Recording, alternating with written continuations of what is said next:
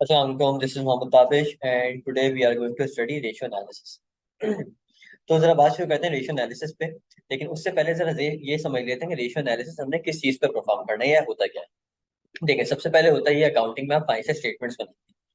Financial statements बनाने का मकसद ये था कि आपको एक अपने बैलेंस शीट के थ्रू फाइनेंशियल पोजीशन पता चल जाती है और इनकम स्टेटमेंट के थ्रू कंपनी की over the period of time performance पता चल जाती है।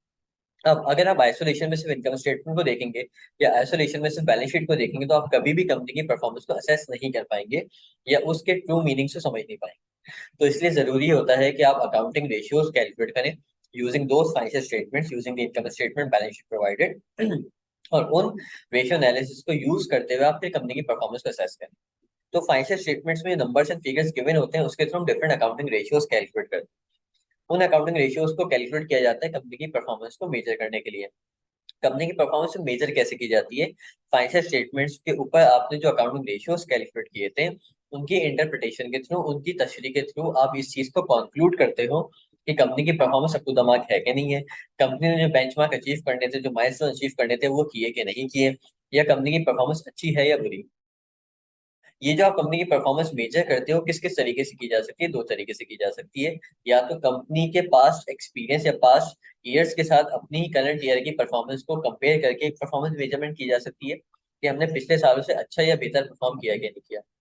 या फिर कंपनी के जो कॉम्पिटिटर है सेम लाइन ऑफ बिजनेस में, जो लोग काम कर रहे हैं, दूसरी कंपनी जो काम कर रही है सेम इंडस्ट्री में, उनकी कंपनी के फाइनेंशियल स्टेटमेंट के साथ उनको रेशियोज को कंपेयर करके आप कंपनी की परफॉर्मेंस को मेजर कर सकते हो। अब हमने समझना ये है कि रेशियो एनालिसिस है क्या। रेशियो एनालिसिस में हम डिफरेंट अकाउंटिंग रेशियोज कैलकुलेट करेंगे। अकाउंटिंग रेशियोज क्या होंगे? ये फाइनेंशियल स्टेटमेंट से नंबर्स लेके different proportions, different percentages and different ratios हम कैलकुलेट करेंगे, जिसकी बेस पे हम ये इवेल्युएट करेंगे कंपनी का जो परफॉर्मेंस इंडिकेटर है वो बेहतर है क्या बुरा। अब ये कौन से अकाउंटिंग रेशियोज होंगे? ये अकाउंटिंग रेशियोज में हमारे पास आ जाता है profitability ratio, liquidity ratio, leverage या सॉल्वेंसी रेशियोज, एक्टिविटी या एफिशिएंसी रेशियोज कह सकते हैं, और अर्निंग एंड इन्वेस्टमेंट। ये कुछ ब्रॉड कैटेगरीज मैंने आपके सामने लिख दी हैं, या मैंने अकाउंटिंग रेशियोज को ब्रॉड कैटेगरीज में डिवाइड कर दिया है और हर एक कैटेगरी को हम डिटेल में फिर स्टडी करेंगे। अच्छा, यहाँ पे आप एक बात ये समझ लें कि जो भी हम अकाउंटिंग रेशियो अभी कैलकुलेट करने जा रहे हैं या देखने जा रहे हैं उसे यहाँ पे कैलकुलेट करना सीखेंगे। अभी मैं उसको आपकी इंटरप्रिटेशन करना नहीं सिखाऊंगा। इंटरप्रिटेशन हम आगे जाके देखेंगे। पहले हम सीखेंगे कि हमने अकाउंटिंग रेशियो को यूजिंग दी फाइनेंशियल स्टेटमेंट जो कि आपको क्वेश्चन में गिवन होंगी, उसको यूज करते हुए हमने उस रेशियो को कैलकुलेट कैसे करना है। तो आए सबसे पहले हम स्टार्ट करते हैं प्रॉफिटेबिलिटी रेशियो से और इसको बात करते हैं। जैसे कि इसका नाम है प्रॉफिटेबिलिटी रेशियो, तो ये क्या बताता है? ये कंपनी की प्रॉफिटेबिलिटी के पर्सपेक्टिव से इसकी परफॉर्मेंस को मेजर करने का तरीका बताएगा। इसका मतलब with respect to profitability of the company हम उसको परफॉर्मेंस को मेजर करेंगे कंपनी की प्रॉफिटेबिलिटी कैसी है। अब यहाँ पे हमारे पास एक आ जाता है ग्रॉस प्रॉफिट मार्जिन, फिर आता है net profit margin, operating profit margin, या फिर रिटर्न ऑन कैपिटल एम्प्लॉयड। ये मैंने चार यहाँ पे रेशियोज लिखती हैं जिसकी बेस पे आप नॉर्मली प्रॉफिटेबिलिटी रेशियोज के अंदर कंपनी की परफॉर्मेंस को मेजर कर रहे होते हो। तो अगेन, प्रॉफिटेबिलिटी रेशियोज हमें क्या बताना है? कंपनी की प्रॉफिटेबिलिटी की बेसिस पे आप इस कंपनी की परफॉर्मेंस को की मेजर कंपनी की परफॉर्मेंस मेजर करेंगे। तो gross profit margin, gross profit margin की सबसे पहले फॉर्मूला देख लें। फॉर्मूला क्या है? Gross profit upon sales multiply by 100। ये आपको क्या बताया है? कंपनी ने कितना परसेंट ग्रॉस प्रॉफिट अर्न किया है। अब ये कैसे कैलकुलेट कर रहे हो? ग्रॉस प्रॉफिट जो कि आप सेल्स में से cost of goods sold less करने के बाद कैलकुलेट करते हो, वो कॉस्ट ग्रॉस प्रॉफिट को डिवाइड करोगे सेल्स से, मल्टीप्लाई कर दो 100 से। अब ग्रॉस प्रॉफिट जितना ज्यादा होगा उतना बेहतर है। तो आप इसको अपने पास्ट ईयर्स के साथ भी कंपेयर कर सकते हो और कॉम्पिटिटर्स के साथ भी कंपेयर करके देख सकते हो कि हमारा ग्रॉस प्रॉफिट की परसेंटेज कितनी है, लास्ट ईयर कितनी थी और हमारे कॉम्पिटिटर की कितनी है। तो ग्रॉस प्रॉफिट मार्जिन के थ्रू आप with respect to gross profit margin company की परफॉर्मेंस असेस कर लोगे। फिर हम आते हैं नेट प्रॉफिट पे। नेट प्रॉफिट यहाँ पे क्या है? नेट प्रॉफिट आपका है पीएटी, प्रॉफिट आफ्टर टैक्स, सारे एक्सपेंसेस लेस करने के बाद जो आपका नेट प्रॉफिट आता है आप उसको डिवाइड करते हो सेल्स से और मल्टीप्लाई करते हो 100 से, तो आपके पास नेट प्रॉफिट मार्जिन आ जाता है। अगेन, नेट प्रॉफिट मार्जिन जितना ज्यादा होगा उतना बेहतर है और कम होगा तो ऑब्वियसली फिर वो आपके लिए सुटेबल नहीं रहेगा। अब आप अगेन इस नेट प्रॉफिट मार्जिन को अपने पास्ट ईयर्स के साथ भी कंपेयर कर सकते हो और अपनी कॉम्पिटिटर के साथ भी कंपेयर करके देख सकते हो कि आपका नेट प्रॉफिट मार्जिन दूसरों से बेहतर है या अपने आप से पास्ट ईयर से बेहतर है कि नहीं। इसके बाद हम आते हैं ऑपरेटिंग प्रॉफिट मार्जिन पे। ऑपरेटिंग प्रॉफिट मार्जिन क्या होता है? पीबीआईटी को हम ऑपरेटिंग प्रॉफिट कहते हैं।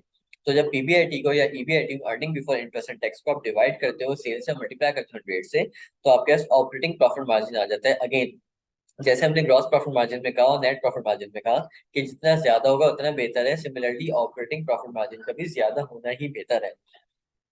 अब ये ऑपरेटिंग प्रॉफिट मार्जिन भी आप बिल्कुल वैसे ही या तो अपने कॉम्पिटिटर्स के साथ कंपेयर कर सकते हो या फिर अपने पास्ट ईयर्स के साथ अपने परफॉर्मेंस को मेजर कर सकते हैं। आप ग्रॉस प्रॉफिट मार्जिन की बात करें, नेट प्रॉफिट मार्जिन की बात करें या ऑपरेटिंग प्रॉफिट मार्जिन की बात करें, यहाँ पे एक चीज कॉमन है। अगर आपने अपनी कॉस्ट को प्रॉपरली कंट्रोल किया है, अपनी कॉस्ट को प्रॉपरली मैनेज किया है, तो ये तीनों मार्जिन आपके पास बेहतर आएंगे। अगर आपने अपने कॉस्ट को प्रॉपरली मैनेज किया है, अपनी कॉस्ट को आपने प्रॉपरली मैनेज करके उसको मिनिमाइज किया है और कंट्रोल किया है, तो आपके ये तीनों मार्जिन जो होंगे, ग्रॉस प्रॉफिट मार्जिन या नेट प्रॉफिट मार्जिन या ऑपरेटिंग प्रॉफिट मार्जिन, वो सूटेबल आपको नजर आएंगे। आपको एटलीस्ट उतना परफॉर्मेंस आपकी शो करेंगे जो आप अचीव करना चाहते थे। एक और चीज होती है जिससे आप अपने ग्रॉस प्रॉफिट मार्जिन को बेहतर बना सकते हो, वो है आपके सेल्स रेवेन्यू। कि अगर आपने सेल्स रेवेन्यू अपने ऑप्टिमल लेवल पे चार्ज किया है, तो अगेन आपके जो प्रॉफिट मार्जिन हैं वो बेहतर आपको नजर आएंगे, ना कि बहुत डिस्टॉर्टेड नजर आए या बहुत कम नजर आए। इसके बाद हम बात कर लेते हैं रिटर्न ऑन कैपिटल एम्प्लॉयड पे। रिटर्न ऑन कैपिटल एम्प्लॉयड क्या बताता है? रिटर्न ऑन कैपिटल एम्प्लॉयड आपको ये बताता है कि आपने जो प्रॉफिट अर्न किया वो कितना परसेंट था उस कैपिटल के जो आपने इन्वेस्ट किया था। अब यहाँ पे कौन से कैपिटल की बात हो रही है? कैपिटल एम्प्लॉयड का मतलब होता है total capital structure, that is the liabilities plus equity. आपने लॉन्ग टर्म के लिए जो पैसा इन्वेस्ट किया होता है बिजनेस के अंदर, that is your capital, your equity and the long term loans. इन दोनों को ऐड करने के बाद जो आपके पास वैल्यू आती है उससे आपका कैपिटल एम्प्लॉयड बन जाता है। तो जब आप अपने प्रॉफिट को कंपेयर करते हो अपने कैपिटल एम्प्लॉयड से, तो आपके पास जो वैल्यू आती है वो आती है रिटर्न ऑन कैपिटल एम्प्लॉयड, कि आपने टोटल जो पैसा बिजनेस में लगाया था उससे आपने कितना प्रॉफिट अर्न किया। रिटर्न ऑन कैपिटल एम्प्लॉयड की आप डेफिनेशन ये भी कह सकते हो, how well an organization is using its assets और इस long term investment to generate profits. ठीक है, तो ये आपके चार अकाउंटिंग प्रॉफिटेबिलिटी रेशियोज है, जिसको कैलकुलेट करके आप अपनी कंपनी की परफॉर्मेंस को असेस कर सकते हैं। ये कैसे कैलकुलेट होते हैं, इनके फॉर्मूले आपके सामने गिवन है। आगे बढ़ते हैं, अब आते हैं लिक्विडिटी रेशियो। सबसे पहले हम समझते हैं कि लिक्विडिटी का मतलब क्या है। लिक्विडिटी का मतलब होता है the ability of a company to convert its assets into cash. कि कंपनी की कितनी एबिलिटी है, कि कंपनी कितनी किस काबिल है कि कितनी जल्दी अपने एसेट्स को कैश में कन्वर्ट कर सकती है। जितनी जल्दी अपने एसेट्स को कंपनी कैश में कन्वर्ट कर सकती है, कंपनी के लिए उतना ज्यादा बेनिफिट है, क्योंकि जितनी जल्दी आपके पास कैश आएगा हाथ में, आप उतनी जल्दी उसको दोबारा से इन्वेस्ट करके उसको दोबारा प्रॉफिट कमा सकते हो। तो लिक्विडिटी रेशियोज आपको क्या बताएंगे कि आपके पास कैश कौन से एसेट्स ऐसे हैं, या आपके पास जो एसेट्स क्वालिटी क्या है with respect to the ability to convert them into cash, कि वो कितनी आसानी से कैश में कन्वर्ट हो सकते हैं। ओके, तो लिक्विडिटी रेशियोज के अंदर आपके दो रेशियोज आते हैं, एक है करंट रेशियो, एक है क्विक रेशियो। क्विक रेशियो को एसेट टेस्ट रेशियो के नाम से भी जाना जाता है। करंट रेशियो कैसे कैलकुलेट होता है? Current assets divide by current liabilities. अब करंट एसेट को जब करंट लायबिलिटी से डिवाइड करते हो तो आपके पास रेशियो की फॉर्म में एक आंसर आ जाएगा। उसको हम क्या देखेंगे? उसमें हम ये देखेंगे कि आपके पास कितने रुपए के एसेट्स मौजूद हैं to pay off your liabilities. कितने रुपए करंट एसेट आपके पास मौजूद हैं to pay off your current liabilities. अब ये इसका एक ऑप्टिमल, हमारे पास कोई करंट रेशियो तो मौजूद नहीं है, लेकिन ये बिजनेस टू बिजनेस और place to place time to time vary करेगा। इसके बाद हमारे पास आता है क्विक रेशियो या asset test ratio. Quick ratio क्या बताता है? क्विक रेशियो बेसिकली एक कदम आगे जाके और प्रूडेंट होके आपकी जो परफॉर्मेंस होती है उसको असेस करता है। क्विक रेशियो में आप करंट एसेट में से इन्वेंट्री और प्रीपेड को लेस कर देते हो। इसका मतलब जो लेस लिक्विड एसेट्स है आप उसको यहाँ से लेस कर रहे हो। ये उन बिजनेसेस के लिए ज्यादा वैलिड है जहाँ पे इन्वेंट्री स्लो मूविंग हो, या ऐसे स्टेट ऑफ इकोनॉमी जहाँ पे इन्वेंट्री आपकी स्लो मूव कर रही है। फॉर एग्जाम्पल एक ऑटोमोबाइल सेक्टर है, तो अगर मुल्क में रिसेशन के हालात हैं या महंगाई बहुत ज्यादा है, तो वहां पे जो आपकी गाड़ियां होंगी ऑटोमोबाइल सेक्टर में, गाड़ियां कम बिकेंगी, स्लो बिकेंगी। तो ऐसे में करंट रेशियो इतना रेलेवेंट नहीं होगा किसी कंपनी की लिक्विडिटी को असेस करने के लिए, बल्कि quick ratio will be more relevant, क्योंकि वो अपनी इन्वेंट्री तो स्लो मूविंग है, वो तो आसानी से कैश में कन्वर्ट होनी नहीं है। तो आप अपने करंट एसेट्स में इन्वेंट्री को एलिमिनेट करके, बाहर निकाल के, एक्सक्लूड करके प्रीपेड्स के तक, ये सब पैसा वैसे भी नहीं आना, वो तो आपने यूटिलाइज ही करना है। लेस करने के बाद जो आपके एसेट्स बचेंगे, जिसको हम क्विक एसेट्स भी कहते हैं, तो उसको डिवाइड करोगे करंट लायबिलिटी से, तो आपके पास एक रेशियो आ जाएगा। उस रेशियो को हम क्विक रेशियो बोलेंगे। अगेन क्विक रेशियो में ये बताएगा कितने रुपए के क्विक एसेट्स आपके पास मौजूद हैं which can be made available to pay off your liabilities. इसलिए हम उसको क्विक एसिड्स भी कहते हैं। क्विक एसिड्स का मतलब होता है those assets which can be quickly converted into can be quickly convertible into your cash। ठीक है जी। तो ये आपके हो गए लिक्विडिटी रेशियोज। इसके बाद अगर हम आगे बढ़ते हैं तो हमारे पास आते हैं लेवरेज रेशियोज। लेवरेज रेशियोज में आपके पास चार रेशियोज आते हैं। डेट टू इक्विटी रेशियो, इसको डेट रेशियो भी कहा जाता है, financial gearing, interest cover and equity ratio. Leverage का मतलब क्या होता है? लेवरेज का मतलब ये होता है कि कंपनी के पास कितनी लेवरेज है टू बोरो मनी या to raise finance in times of requirement. Leverage ratios को हम गेयरिंग रेशियोज के नाम से भी जानते हैं। GEARING यहाँ पे लिखा है ना, इसे गेयरिंग गेयरिंग रेशियोज के नाम से भी जानते हैं। तो leverage ratios with respect to the ability with respect to the ability of a company to borrow more funds, इसकी बेसिस पे आप पे आपकी कंपनी की परफॉर्मेंस को मेजर करेगा। सबसे पहले हमारे पास आता है डेट टू इक्विटी रेशियो, इसको हम डेट रेशियो भी कहते हैं। डेट रेशियो में क्या बता रहा है? नॉन करंट लायबिलिटीज को डिवाइड कर रहा है इक्विटी के साथ। तो इसको हम डेट टू इक्विटी रेशियो इस वजह से कहते हैं कि आप अपने डेट को कंपेयर करते हो इक्विटी के साथ, उसका एक रेशियो कैलकुलेट कर लेते हो कि आपके पास कितना डेट अवेलेबल है with respect to the equity. For example आपके पास 60 मिलियन की इन्वेस्टमेंट है आपके शेयर होल्डर्स की तरफ से, ये आपकी इक्विटी हो गई, और 20 मिलियन के आपने लोन्स लिए हुए। तो आप 220 डिवाइड बाई 60 करोगे तो आपके पास कितना आंसर आएगा? 1:3 का। तो इससे आप क्या कैलकुलेट कर रहे हो कि आपके पास 3 रुपए के जो बाहर वाला आपके बिजनेस के ओनर्स हैं, आपको पैसे दिए हुए, हर 3 रुपए के अगेंस्ट 1 रुपए का आपने लोन लिया हुआ बाहर वालों से। तो डेट टू इक्विटी रेशियो आपको ये शो करता है, जिससे आपको ये पता चल जाता है कि आपकी कंपनी का जो स्ट्रक्चर है उसका रेशियो कितना है। जैसे यहाँ पे 1:3 का रेशियो मैंने आपको एग्जाम्पल लेके बताया। इसी को परसेंटेज फॉर्म में कैलकुलेट करने के लिए हमारे पास फाइनेंशियल गियरिंग है, जो नॉन करंट लायबिलिटीज को कंपनी के टोटल कैपिटल स्ट्रक्चर से कंपेयर करता है। कैसे कंपनी के टोटल कैपिटल स्ट्रक्चर से कंपेयर कर रहा है कि इक्विटी और नॉन करंट लायबिलिटीज को डिनोमिनेटर में ले रहा है और न्यूमरेटर में सिर्फ लायबिलिटीज ले रहा है। तो ये देख रहा है कि अगर आपके पास 60 रुपीज की इक्विटी है और 40 रुपीज के आपके पास लोन है, लॉन्ग टर्म लोन, 100 रुपीज का आपका कैपिटल स्ट्रक्चर हो गया डिनोमिनेटर। तो 40 को डिवाइड करेगा 60 100 से, जो टोटल आपका कैपिटल स्ट्रक्चर है, और 40 को मल्टीप्लाई डिवाइड करके परसेंटेज निकालेगा, 40% आ जाएगा। इसका मतलब आपको देखिए पता चलेगा कि आपकी कंपनी का जो टोटल कैपिटल स्ट्रक्चर है उसमें आपके पास 40% परटेन करता है। किसके साथ? 40% परटेन करता है आपका लोन से। इसमें आपने 40% जो पैसा रेज किया हुआ वो बाहर वालों से रेज किया हुआ। इसके बेस पे आप ये अंदाजा लगा सकते हो कि क्या इमरजेंसी के टाइम पे अगर हमें पैसों की जरूरत पड़ी, अगर हमें फाइनेंस रेज करने की जरूरत पड़ी, तो क्या हम फाइनेंस रेज इजीली कर पाएंगे कि नहीं कर पाएंगे। ये फाइनेंशियल गियरिंग आपको शो करती है। इसके बाद हम आते हैं इंटरेस्ट कवर पे। इंटरेस्ट कवर आपको क्या बता रहा होता है? कैलकुलेट कैसे हो रहा है? पीबीआईटी या ईबीआईटी को डिवाइड करें इंटरेस्ट एक्सपेंस से। इंटरेस्ट कवर आपको ये बताता है how many times a company can pay its debts, कि कंपनी ने जो करंट लेवल के लोन्स लिए हुए हैं उस पे कंपनी जितना इंटरेस्ट बेयर कर रही है, इतने ही अमाउंट के कितनी बार कंपनी फर्दर लोन्स ले सकती है। फॉर एग्जाम्पल आपकी कंपनी का जो प्रॉफिट है, जो profit before interest and tax आता है वो आता है 10 रुपीज का, और आपका जो इंटरेस्ट एक्सपेंस है पर एनम का 2 रुपए का है। तो 10 को 2 से आप डिवाइड करोगे तो 5 टाइम्स आएगा। इसका मतलब कंपनी ने अभी करंटली जिस नौयत के, जिस लेवल के, जिस अमाउंट के लोन्स लिए उस पर 2 रुपए का इंटरेस्ट पे कर रही है।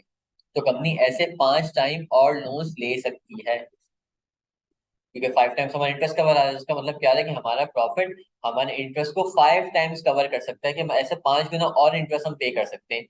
इंटरेस्ट कवर जितना ज्यादा होगा उतना बेहतर है, क्योंकि इंटरेस्ट कवर ज्यादा होने से आपके पास एक रूम रहता है, किसी वक्त भी आपको पैसे की जरूरत हो तो आप मार्केट से आके लोन ले सकते हो। अदरवाइज कोई भी जो फाइनेंशियल लेंडर होगा, जो पैसा प्रोवाइड करने वाला कोई बैंक होगा या जो भी कोई फाइनेंशियल इंस्टीट्यूशन होगा, आपको पैसा देने से वरना मना कर देगा अगर आपका इंटरेस्ट कवर बहुत कम होगा तो। क्योंकि आप सोचें, जो आपके प्रॉफिट्स हैं वो तो वॉलेटाइल है, आपके प्रॉफिट्स मार्केट कंडीशन से अफेक्ट होते हैं। तो मार्केट कंडीशन ऊपर नीचे होती रहती है, वॉलेटिलिटी आती रहती है इकोनॉमिक एनवायरनमेंट में। लेकिन आपका इंटरेस्ट तो फिक्स है, वो तो आपने हर साल पे करना ही करना है। तो जितना ज्यादा आपका इंटरेस्ट कवर होगा आपके पास, उतना ज्यादा रूम होगा, उतने ज्यादा आपके पास सर्वाइवल के चांसेस भी होंगे, उतने ज्यादा चांसेस होंगे कि आपका बिजनेस सक्सेस करेगा, प्रॉफिटेबिलिटी की तरफ जाएगा। अगर आप इंटरेस्ट बहुत ज्यादा बढ़ जाएगा आपका, क्योंकि आपने लोन्स बहुत ज्यादा ले लिए होंगे, तो ऐसे में आपका इंटरेस्ट कवर बहुत कम हो जाएगा। और इंटरेस्ट कवर कम होने की वजह से एक खतरा होगा आपको, क्या कि आपको फाइनेंशियल रिस्क फेस करनी पड़ी होगी, कि खुदा ना खासा आपके बिजनेस के प्रॉफिट्स अगर गिरते हैं, आपका बिजनेस का अगर एक्टिविटी का वॉल्यूम गिरता है, तो ऐसे में आप इंटरेस्ट अपनी जेब से पे कर रहे हो, फिर आपका बिजनेस लॉस में चला जाएगा। आगे बढ़ते हैं। इसके बाद आता है इक्विटी रेशो। इक्विटी रेशो आपको क्या बताता है? इक्विटी रेशो आपको ये बताता है कि आपका total equity as compare to the assets कितनी अवेलेबल है। आप इसको इन अदर वर्ड्स ये भी कह सकते हो कि आपके पास जो टोटल एसेट्स पड़े हुए उसमें से आपने अपनी जेब से कितने खरीदे हुए और बाहर वालों से पैसा लेके कितना खरीदा हुआ। क्योंकि अगर आपके 100 रुपए के एसेट्स आ रहे हैं और इक्विटी 60 रुपीज की आ रही है, तो 60% का इक्विटी टू एसेट्स का रेशियो आ जाएगा। इसका मतलब 40 रुपए के जो आपके एसेट्स होंगे, 40% जो एसेट्स होंगे वो बोरोड एसेट्स होंगे। तो लेवरेज रेशियोज में हमने क्या देखा कि अगर आपकी लायबिलिटीज, लॉन्ग टर्म लायबिलिटीज कम होंगी तो आपके पास ज्यादा लेवरेज होगी to borrow money at the time of emergency और at the time of urgent need of cash. कि आपको कोई भी इन्वेस्टमेंट अपॉर्चुनिटी नजर आती है तो आप फॉरेन मार्केट से पैसा बोरो करके आप किसी वक्त भी इन्वेस्टमेंट करके उस अपॉर्चुनिटी को अवेल कर सकते हो। लेकिन अगर आपकी गेयरिंग बहुत ज्यादा होगी, अगर आपने लोन बहुत ज्यादा लिए हुए होंगे, तो आपकी लेवरेज बहुत कम हो जाएगी। जब आपकी लेवरेज बहुत कम हो जाएगी तो ऐसे में आप अपॉर्चुनिटीज मिस करना शुरू कर दोगे। ऐसे में फिक्स कॉस्ट की रिस्क भी बढ़ जाएगी कि आप इंटरेस्ट कॉस्ट बहुत ज्यादा बेयर कर रहे हो, जिसकी वजह से हो सकता है कि आपका बिजनेस लॉस में भी चले जाए इन टाइम्स ऑफ लो वॉल्यूम्स। आगे बढ़ते हैं। अब हमारे पास आते हैं एफिशिएंसी रेशियोज और एक्टिविटी रेशियोज, जिसको हम मैनेजमेंट एफिशिएंसी रेशियोज भी कहते हैं। यहाँ पे हम मैनेजमेंट की एफिशिएंसी को असेस कर रहे होते हैं with respect to these accounting ratios. कौन से अकाउंटिंग रेशियोज हैं? जहाँ पे लिखा हुआ है इन्वेंट्री टर्नओवर। इन्वेंट्री टर्नओवर का मतलब ये होता है कि आप एक साल में कितनी बार अपनी इन्वेंट्री को सेल आउट कर देते हो। तो यहाँ पे आप मैनेजमेंट की एफिशिएंसी के किस पर्सपेक्टिव से देख रहे हो कि आप कितनी बार अपनी इन्वेंट्री को सेल आउट कर देते हो। इन्वेंट्री टर्नओवर आपको ये बताता है कि how many times in an accounting year you sell your inventory that you purchased in an accounting period। आपने अकाउंटिंग पीरियड में 3 बार इन्वेंट्री परचेज करी और 3 बार बेच भी दी। इसका मतलब आपका इन्वेंट्री टर्नओवर आपको 3 का शो कर रहा होगा। या जितना भी ज्यादा आपका इन्वेंट्री टर्नओवर आता है उससे ये पता चलता है कि आपका सेल्स वॉल्यूम कितना है और मैनेजमेंट कितने अच्छे तरीके से आपकी सेल्स को जनरेट कर रही है। इसको कैलकुलेट कैसे करते हैं? कॉस्ट ऑफ गुड्स सोल्ड को डिवाइड कर देते हो आप एवरेज इन्वेंट्री से। अब एवरेज इन्वेंट्री कैसे आती है? एवरेज इन्वेंट्री ऐसे आती है कि opening inventory plus closing inventory divide में जब आप 2 कर देते हो। रिसीवल टर्नओवर, रिसीवल टर्नओवर क्या बताता है? पहली बार रिसीवल क्या चीज है? जब आप कस्टमर्स को क्रेडिट पे सेल्स करते हो, तो रिसीवल टर्नओवर ये बताएगा कि साल में कितनी बार आप अपने कस्टमर से पैसा रिसीव कर लेते हो। कितनी बार कस्टमर से पैसा रिसीव कर लेते हो उधार पे सेल करने के बाद। जितनी ज्यादा बार आप कस्टमर से पैसा रिसीव कर लेते हो उतना बेहतर है। इसका मतलब ये हुआ कि आपका पैसा कस्टमर के पास स्टक नहीं होता। जब कस्टमर के पास पैसा स्टक नहीं होगा तो इसका मतलब क्या है? आपको बाहर से फाइनेंस रेस करने की जरूरत नहीं, तो आप फिक्स कॉस्ट से भी बच रहे हो। साथ में आपके जो बैड डेट के चांसेस है वो भी कम हो रहे हैं। बैड डेट एक्सपेंस इटसेल्फ कम हो रहा है, आपकी ऑपरेटिंग कॉस्ट कम हो रही है, एडमिनिस्ट्रेटिव कॉस्ट कम हो रही है। तो रिसीवर टर्नओवर जितना ज्यादा होगा उतनी आपकी परफॉर्मेंस बेहतर नजर आएगी और इसका मतलब ये होगा कि आप कस्टमर से पैसा जल्दी कलेक्ट कर लेते हो। इसका मतलब आप अपनी अपॉर्चुनिटी कॉस्ट को भी अवेल कर रहे हो। आपकी अपॉर्चुनिटी कॉस्ट लग नहीं रही ज्यादा, आप कहीं और से पैसा वापस रिसीव करके कस्टमर से आगे इन्वेस्ट कर देते हो। रिसीवर टर्नओवर कैलकुलेट कैसे किया जाता है? क्रेडिट सेल्स को एवरेज रिसीवर से डिवाइड करके। एवरेज रिसीवर्स कैसे आते हैं? जब आप ओपनिंग रिसीवर को क्लोजिंग रिसीवर में ऐड करके डिवाइड बाय 2 कर देते हो। इसके बाद आता है पेबल टर्नओवर। पेबल टर्नओवर क्या बताता है कि एक साल के अंदर with in an accounting period आप अपने क्रेडिटर्स को कितनी बार पैसा पे कर देते हो। अब आप बोलोगे क्या ये भी जितना ज्यादा मैं पे करूँ उतना अच्छा है? एक तरह से तो अच्छा है। अगर आप अपने पेबल्स को ज्यादा पे कर देते हो तो आपकी मार्केट में जो क्रेडिट वर्दनेस है वो बेहतर हो रही है। आपकी जो क्रेडिट रेटिंग है मार्केट में वो बेहतर हो रही है। सप्लायर्स आप पे ज्यादा भरोसा करेंगे, आपको किसी वक्त भी उधार देने को तैयार रहेंगे। लेकिन अगर मैं इस पर्सपेक्टिव से सोचूं कि पैसा देर देर से पे करने में फायदा है, क्योंकि अब पैसा मेरे पास पड़ा रहेगा उसमें मैं बिजनेस करता रहूंगा, तो ऐसे केस में पेबल टर्नओवर मेरा कमाना चाहिए। पेबल टर्नओवर अगर कम है तो जरूरी नहीं बुरा हो सकता है कि मेरी बिजनेस की स्ट्रेटेजी हो कि अपने वेंडर्स को लेट पे करो और उस पैसे को अपने पास रख के बिजनेस में यूटिलाइज कर दो। लेकिन अगर मेरा पेबल टर्नओवर ज्यादा आ रहा है तो उसका हर किसी ये मतलब भी नहीं कि हम बहुत बुरे हैं। ये तो फायदा है, हम मार्केट में अपनी रेपुटेशन अच्छी बना रहे हैं। तो पेबल टर्नओवर में आप दोनों तरह से कमेंट कर सकते हो, दोनों तरह से कंपनी की परफॉर्मेंस असेस कर सकते हो। असल चीज क्या, कंपनी की मैनेजमेंट की पॉलिसी क्या है, वो आपको डिटेल में इसको असेस करने के बाद पता चलेगा। पेबल टर्नओवर बहुत ज्यादा होने का मतलब है आप बार बार अपने क्रेडिटर्स को जल्दी पे कर देते हो। पेबल टर्नओवर कम होने का मतलब है अपने पेबल क्रेडिटर्स को आप टाइम से देर से पे करते हो। अब ये बुरी बात भी हो सकती है आपके पास कैश की शॉर्टेज हो, इस वजह से आप अपने पेबल का टर्नओवर बहुत कम आ रहा है, अपने क्रेडिटर्स को आप पैसा देर से पे करते हो, इसकी वजह से इन लॉन्ग रन आपके बिजनेस को नुकसान हो सकता है कि आपके क्रेडिटर्स आप पे फिर भरोसा नहीं करेंगे और आपको उधार कोई नहीं प्रोवाइड करेगा। आपकी मार्केट में रेपुटेशन और क्रेडिट वर्टनेस खराब हो जाएगी। पेबल टर्नओवर का फॉर्मूला क्या होता है? Credit purchase divide by average payable. Again average payable कैसे निकलता है? Opening payable plus closing payable divide by 2 करके। इसके बाद आता है एसेट टर्नओवर। एसेट टर्नओवर का मतलब होता है how well an organization is using its assets to generate sales. इसलिए इसका फॉर्मूला भी क्या है? Sale divide by capital employed. Capital employed आपने ऑलरेडी कैलकुलेट करना सीख लिया, आप समझ लिया क्या होता है। बस आप इसको यहाँ पे सेल से डिवाइड कर लेते हो तो एसेट टर्नओवर आपके पास आ जाता है। वर्किंग कैपिटल टर्नओवर, पहली बात समझ लेते हैं वर्किंग कैपिटल क्या होता है। वर्किंग कैपिटल का मतलब ये होता है कि वो कैपिटल जो कि डे टू डे एक्टिविटी के अंदर बिजनेस में यूज होता है, जिसमें आपके करंट एसेट्स और करंट लायबिलिटीज आते हैं। लेकिन सारे करंट एसेट करंट लायबिलिटीज नहीं आते, कुछ specific current asset current liabilities आते हैं, जैसे कि cash, account receivable, account payable, inventory हो गया आपका, ठीक है, वेजेस पेबल हो गई आपकी। ये वो चीजें होती हैं जो डे टू डे बिजनेस के अंदर आप यूटिलाइज कर रहे होते हैं, यूज कर रहे होते हो अपनी बिजनेस की एक्टिविटी को, डे टू डे एक्टिविटीज को चलाने के लिए। तो नेट वर्किंग कैपिटल कैलकुलेट कैसे करते हैं? करंट एसेट्स में से आप करंट लायबिलिटीज आप माइनस कर देते हो। और वर्किंग कैपिटल टर्नओवर कैसे कैलकुलेट करते हो? जब आप सेल्स को डिवाइड करते हो नेट वर्किंग कैपिटल से। इससे ये पता चल जाता है कि आपने वर्किंग कैपिटल को, जो कि आपके शॉर्ट टर्म करंट एसेट्स जो डे टू डे बिजनेस में यूज हो रहे हैं, उनको यूज करते हुए कितने बेहतर तरीके से अपनी सेल्स को जनरेट कर रहे हो। ठीक है जी, आगे बढ़ते हैं।